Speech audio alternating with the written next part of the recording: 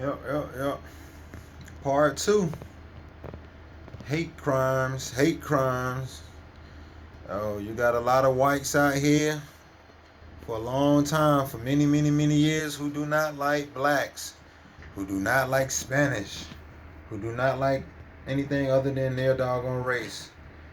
And this terrorist group could be called the white supremacists, who feel like, hey, we're the superior ones. This is our country, whether we stole it, whether we killed people for it, we took it. Gangster season, it's ours. And this is how we doing things. Our way or the highway. Those groups, they exist. And the crazy thing is, you got blacks out here who can do the same thing, meaning hate. Do they have the power and the resources to go against the white supremacists? We don't know. We don't know. But if I had to guess, I think not. I think not. That's my opinion. I think not. To this day, like I said in part one, whites been having their way. Doggone for since hundreds and hundreds of years ago of raping the women, the black women, from taking advantage of the men.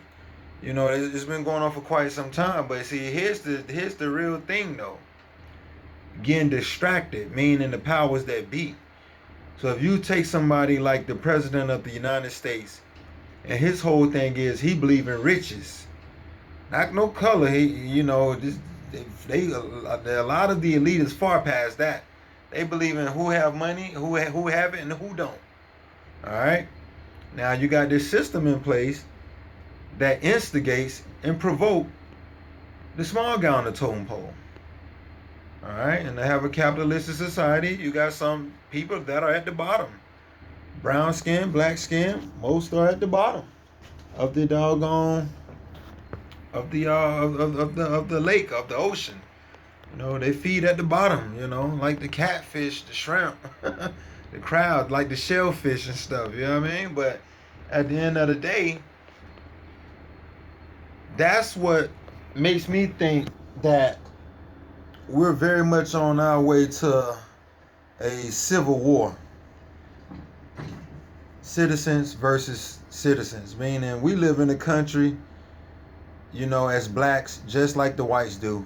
It's just as much as our country as it is theirs. They live here, we live here.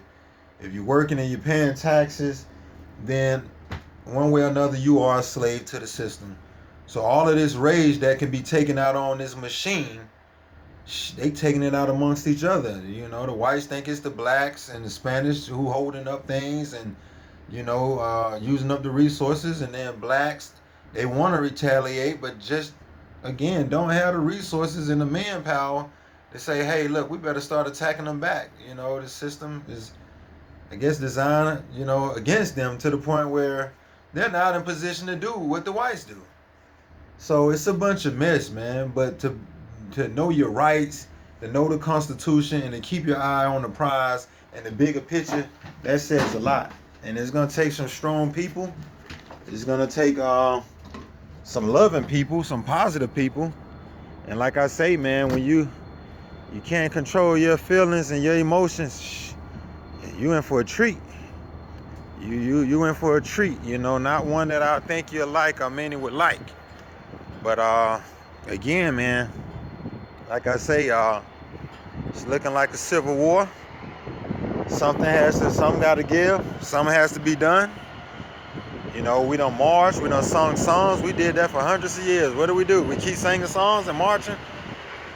Begging for acceptance, validation. What do? We got to figure it out. Either we gonna go out in a blaze of glory, or we gonna smarten up, one way or another. And that's what has to happen. You know what I mean? So in due time, we'll see. But this won't be the last.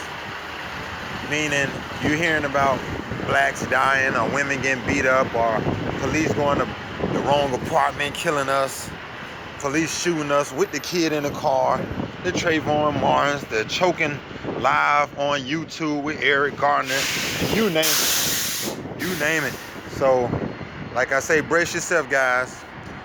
That's my time.